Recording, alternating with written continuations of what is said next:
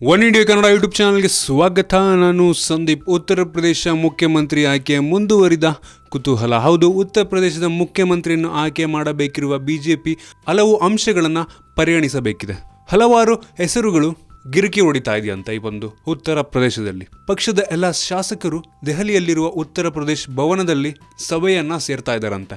ಸದ್ಯಕ್ಕೆ ಉತ್ತರ ಪ್ರದೇಶದಲ್ಲಿ ಪ್ರಮಾಣ ವಚನ ಸ್ವೀಕಾರ ಮಾರ್ಚ್ 17ಕ್ಕೆ ಅಂತ ಈಗಾಗಲೇ ಬಿಜೆಪಿ ಘೋಷಣೆಯನ್ನ ಮಾಡಿದೆ. ಆದರೆ ಅದಿನ್ನು ನಿಧಾನವಾಗುವ ಸಾಧ್ಯತೆ ಇದೆ. ಮಣಿಪುರ ಮತ್ತು ಗೋವಾದಲ್ಲಿ ವಿಶ್ವಾಸಮತ ಸಾಬೀತುಪಡಿಸಿದ ನಂತರವಷ್ಟೇ ಉತ್ತರ ಪ್ರದೇಶಕ್ಕೆ ಈ ಒಂದು ಮುಖ್ಯಮಂತ್ರಿಯ ಆಯ್ಕೆ ಆಗುವ ಸಾಧ್ಯತೆ ಇದೆ. ಇದರರ್ಥ ಏನು ಅಂದ್ರೆ, ಮುಖ್ಯಮಂತ್ರಿಯ ನೇಮಕದ ವಿಚಾರ ಇನ್ನು ಒಂದು ವಾರ ಮುಂದಕ್ಕೆ ಹೋಗುವ ಸಾಧ್ಯತೆ ಇದೆ. ಎಲ್ಲಾ ನಿರೀಕ್ಷೆಗಿಂತ ಅತ್ಯುತ್ತಮವಾಗಿ ಈ ಒಂದು ಆಯ್ಕೆ ಉತ್ತರ ಪ್ರದೇಶದಲ್ಲಿ ಆಗಬೇಕಾಗಿದೆ. ಹೀಗೆಂಬುದು ಅಮಿತ್ ಶಾ ಮತ್ತು ಪ್ರಧಾನಿಯವರ ಒಂದು ಹೇಳಿಕೆ. ಏಕೆಂದ್ರೆ 2019ರಲ್ಲಿ ನಡೆಯುವಂತಹ ಲೋಕಸಭಾ ಚುನಾವಣೆಯಲ್ಲಿ ಉತ್ತರ ಪ್ರದೇಶದಲ್ಲಿ ದೊಡ್ಡ ಮಟ್ಟದ ಗೆಲುವನ್ನ ಪಡೆಯಬೇಕಿದೆ.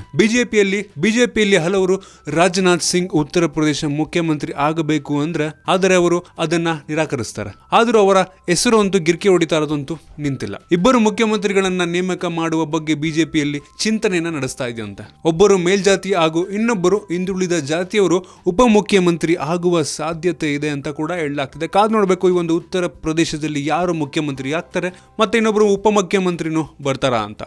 ನಿಮ್ಗೇನಿಸುತ್ತೆ ಇದ್ರ ಬಗ್ಗೆ ಕೆಳಗಡೆ ಕಾಮೆಂಟ್ ಅಲ್ಲಿ ತಿಳಿಸಿ. ನಿಮ್ಗೆ ಏನಾದರೂ ವಿಡಿಯೋ ಇಷ್ಟ ಆಗಿದ್ರೆ ಲೈಕ್ ಮಾಡಿ, ಶೇರ್ ಮಾಡಿ. ಇದೇ ರೀತಿ ನಮ್ಮ ಬೇರೆ ಬೇರೆ ವಿಡಿಯೋಗಳಿಗೆ ಒನ್ ಇಂಡಿಯಾ ಕನ್ನಡ ಯೂಟ್ಯೂಬ್ ಚಾನಲ್ಗೆ ಸಬ್ಸ್ಕ್ರೈಬ್ ಮಾಡಿ. ಧನ್ಯವಾದ.